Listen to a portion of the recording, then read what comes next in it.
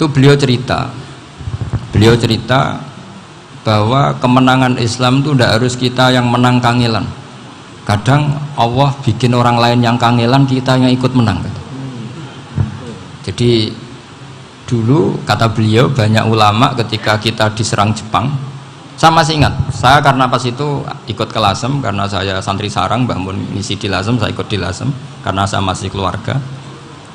Itu ulama-ulama itu mimpi dibacakan ayat ghulibatir rum fi adnal ardi wa hum min ba'di ghalabihim sayaghlibun fi bid'i sinin lillahil amru min qablu wa min ba'du wa yawma idzi yafrahul mu'minun. Itu dulu itu ada pertarungan besar antara kerajaan Romawi dan kerajaan apa? Persia. Kita tahu Romawi itu Nasrani. Saya ulang lagi, Nasrani. Nasrani itu percaya adanya Allah, adanya Tuhan, dan percaya adanya kitab samawi. Sementara musuhnya itu Persia, orang yang tidak bertuhan, tidak berdasar kitab samawi. Ketika Persia mengalahkan Romawi, itu orang Islam ikut susah, karena terus dibully sama orang-orang kafir Mekah. Orang kafir Mekah adalah orang yang tidak punya kitab samawi. Katanya orang kafir Mekah, iku lo balamu jute duwe kitab jarene di hubungan mbek langit, nyatane perang keok paling kon ya podo. Jadi ada analogi bahwa kalahnya orang Nasrani itu dianggap simbol kekalahan orang yang bertautan atau berhubungan dengan langit. Akhirnya orang Islam susah. Saking susahnya orang Islam sampai Abu Bakar itu tanya, ya Rasulullah, lalu orang Romawi menang itu kapan?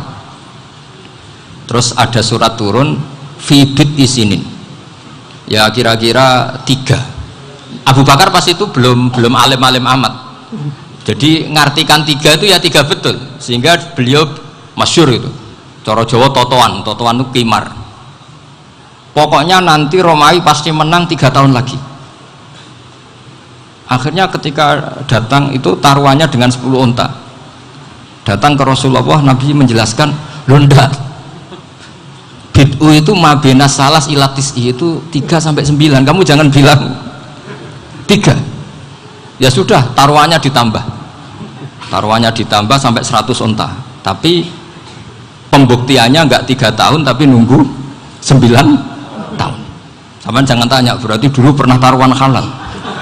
Zaman sebelum ngaji saya sampean sudah sering taruhan, jadi jangan nyalahkan saya.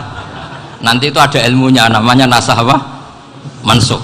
Dan taruhannya Abu Bakar tidak kayak sampean, taruhan yang sangat-sangat demi Islam, bukan demi hadun nafsi. Betul, ketika tahun ke-7 orang Islam itu menang gila ya. Tahun 9 itu umat Islam menang. Menangnya umat Islam mengalahkan musyrik Mekah itu di Badar. Romawi mengalahkan apa? Persia. Gara-gara Romawi mengalahkan Persia itu cara berpikir orang tuh rubah. Ternyata langit itu ada, kekuatan langit itu ada. Sehingga meskipun akhirnya orang Kristen bilang ada Trinitas, terus mereka keliru dalam mengartikan Isa, tapi ada sekian nabi yang mereka sebut dan mereka hormati. Ada sekian kesamaan. Sehingga dalam Islam, saya ulang lagi, dalam Islam, andai kan disuruh milih orang komunis sama orang Nasrani, Islam tentu sama-sama kerjasama, milih sama yang Nasrani, karena ini ahli kitab, kerjasama loh, bukan milih menjadi Nasrani. Nanti kalian salah paham, senangannya terus bully. Itu semangatnya pasti hasad ya. Nah, terus lalu relevansinya dengan Indonesia gimana? Wa yauma idzi yafrahul mu'minun, ketika orang Romawi yang punya kitab samawi mengalahkan Persia yang tidak punya kitab samawi, itu orang Islam ikut bunga, ikut gembira. Itu semua kiai banyak yang mimpi seperti itu. Ini cerita Pak Ahmad Siddiq, saya dengarin ini.